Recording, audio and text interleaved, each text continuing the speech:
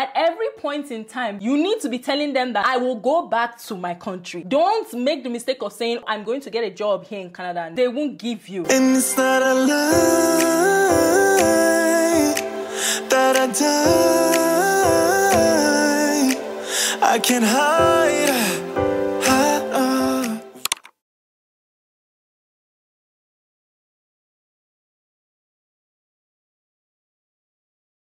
Hi everyone, welcome to my YouTube channel. My name is Nikki, aka Ada Canada, and on this channel I make videos about studying in Canada, immigration, and of course lifestyle. Today's video is very much long awaited.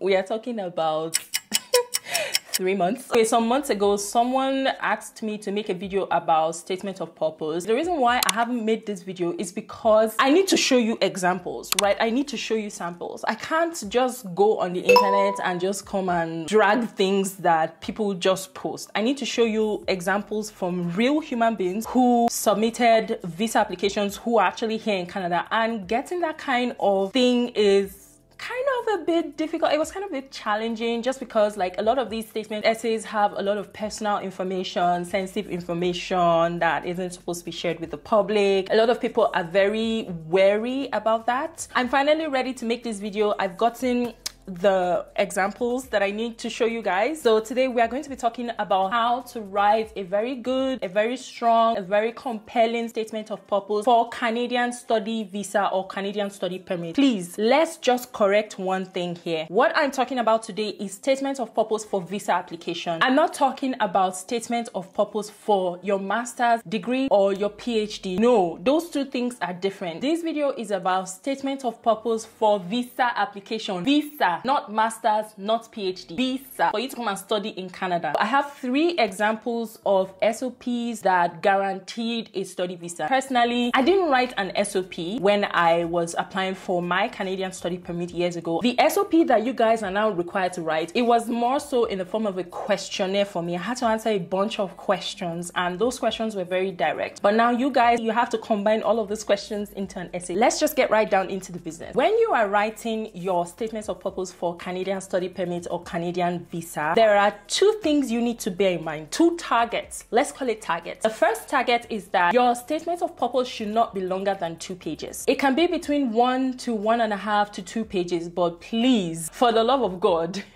let your statement of purpose not be longer than 2 pages. I don't care whatever it is you are writing. I don't care how badly you want to convince the visa officer. Whatever it is you put down should not exceed 2 pages. Why? Human beings generally don't have a very good attention span. I think the average attention span is about 8 minutes. Just imagine you as a visa agent having to sit down reading thousands of statements of purpose essays from different people all over the world. Nobody has time to spend an entire day reading a statement of purpose. Keep it short, keep it cute. 1.5 to 2 pages is ideal. Do not exceed 2 pages in your statement of purpose essay. The second target that you need to note that will help your life is to keep your statement of purpose straightforward. Be as straightforward and direct as possible. Go straight to the point. Ain't nobody got time for extraneous information. Nobody has time to read extra information that is not even connected to why you want to come and study in Canada. Let's move on to the first step to writing an SOP.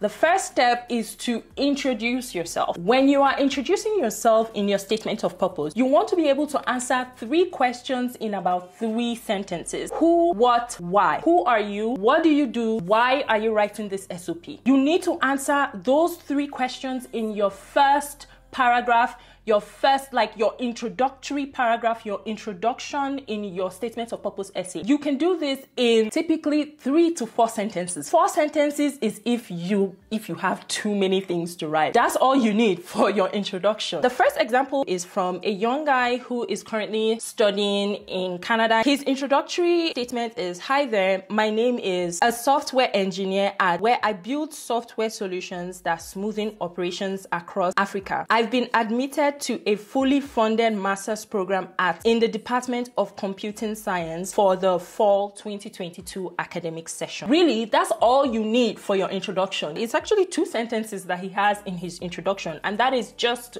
great. The next step to writing your SOP is to talk about your academic background. You want to talk about what you studied in school. Talk about what you did in school. What did you study in your university? What activities were you involved in? What exactly did you do, and how is this related to your desire to study in Canada? Were you in any extracurricular activities? How did that help you? How is that really related or contributing to you wanting to go for a study visa? The next example is from a young girl who also recently got approved for a study permit in Canada. For her academic background, she has, I obtained a Bachelor of Agriculture degree at university. During my undergraduate years, I assumed the role of assistant course representative for the last 2 years of my studies and served as of the Agricultural Students Association to take up leadership of mobilizing young agricultural students'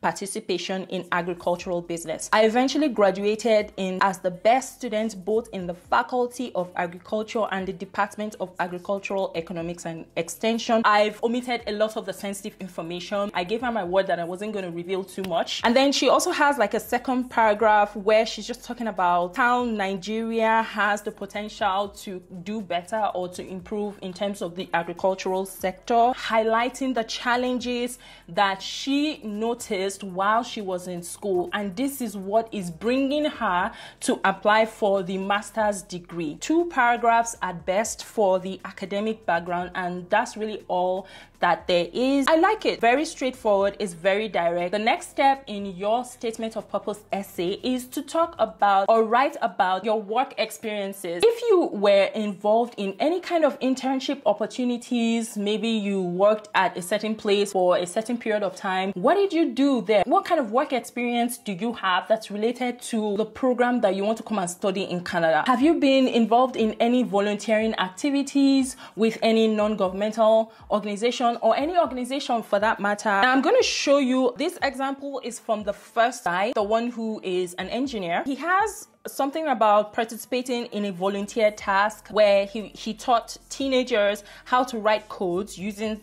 Scratch and App Inventor. Like, there's a whole lot of information there that has to do with software engineering, system engineering, IT, and all whatnot. This entire paragraph is just explaining the things that he did that pushed him, that gave him that drive to want to go for that, to apply for a master's degree. So basically, this is a point that I'm trying to pass across, and I do like that. You know, again, it's very straightforward. The 4th step in your statement of purpose for a Canadian study visa is your reason for choice of Canada. You can do this in a very short paragraph. Talk about the facts, talk about the statistics. Canada is very open to millions of people come into Canada to study, just for studies alone. This country is very open to foreigners, it's very open to international students. You can get some statistics online. It's one of the best countries that you can study and get a degree. It's recognized by QS World Ranking. Throw in something there. The next step that I have here in my notes is your reason for choice of the university or the college. Whatever university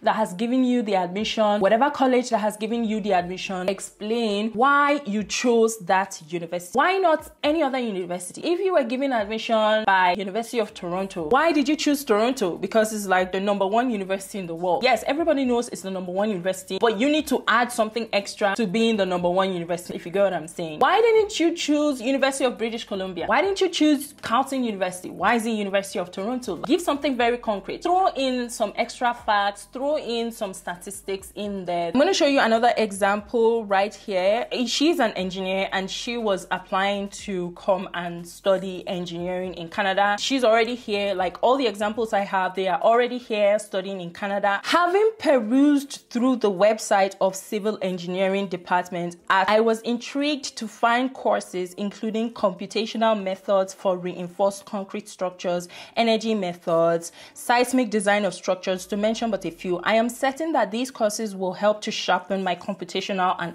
analytical skills, which will assist me in making vital decisions during the design of complex structures when I return to Nigeria after my studies. Another example that I have here, I have reviewed the curriculum with some universities in my home country, and the advancement in research in reinforcement learning and IoT when compared to what is going on is not comparable. As a city, is also a destination for, basically he's mentioning a number of software engineering companies, and then he says, with a fully funded program covering my tuition and expenses, I have all the time to focus on my studies, which will enable me to make the best out of my graduate studies. These two people, they have done their homework by going to the curriculum. Look at the curriculum. This is what they are offering. Go do some research, go do some browsing about these courses. Also, I just wanted to point out that as part of your reasons, you should also be able to answer the question, what can you gain by attending that school? How will the school help you achieve or attain your career goals? Did you contact any faculty members at all? If you did contact any faculty member, for example, those of you that want to apply for a thesis-based master's or a research-based master's, obviously you have to contact a supervisor and you have to get the approval of that supervisor. If you have contacted a potential supervisor, I think you can include the fact that you have been in contact with that potential supervisor and they have given you the go-ahead, like they are fully in support of you. I feel like these two examples have also been able to answer these questions. Step 6, career goals and projection. Highlight your future plans. What do you plan to do after your studies? What are your career goals? What are you going to do with the degree that you've received? One tip I'm going to throw out there with regards to this step 6 is that you need to be able to convince the visa officer that you're going to go back to your country. Say what?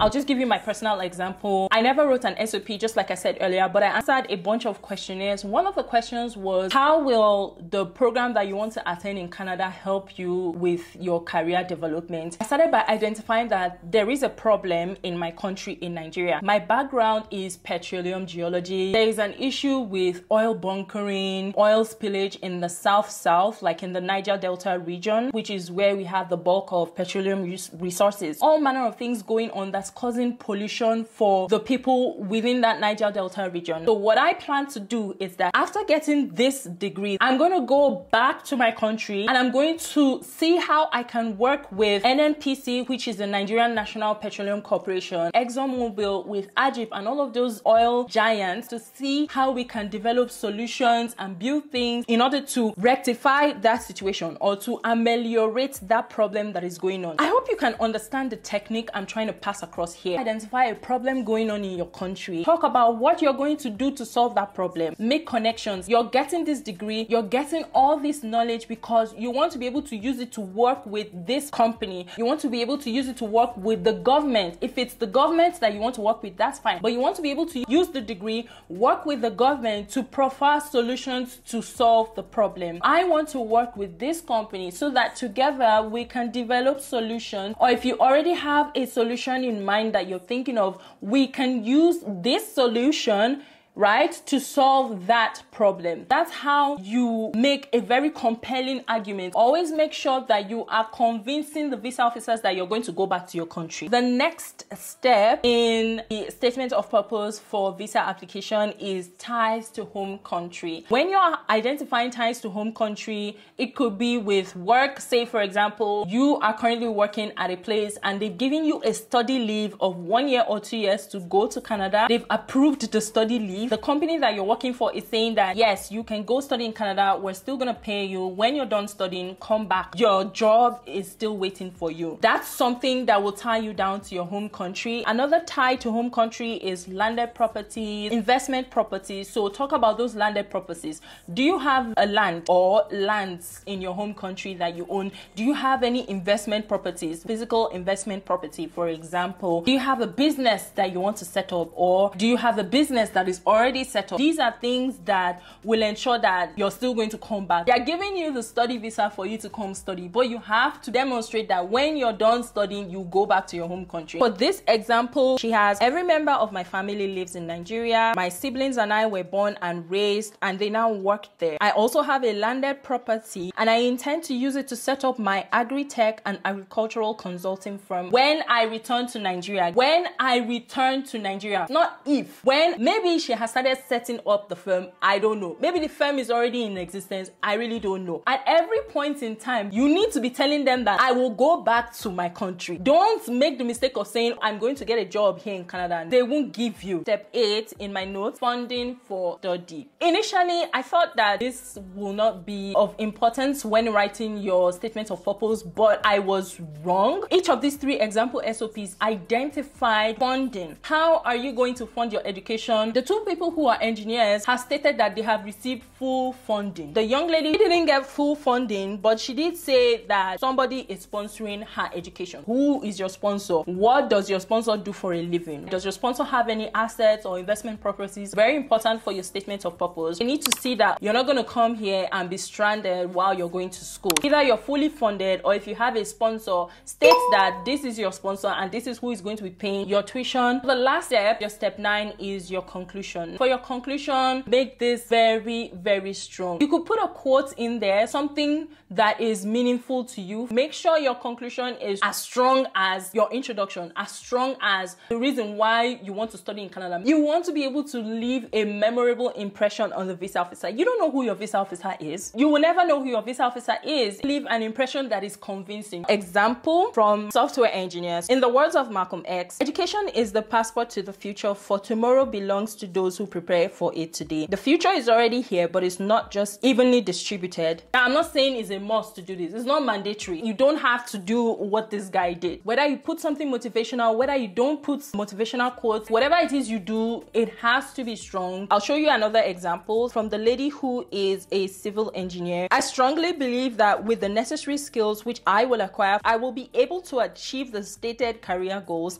and transfer the knowledge to the younger generations through publications and trainings. Thank you for your time and consideration. All right, guys, that is it for today's video. I hope that you really found this video insightful. I hope that this was helpful. Just use this video as a guide. Thank you so much for sticking around to the end of this video. Please like this video, give it a thumbs up if it did it for you. So comment down below, subscribe. Please subscribe to my channel. Turn on your post notifications so that you don't miss another video. I will see you guys in my next video. Stay safe. Bye. Breathe in some love.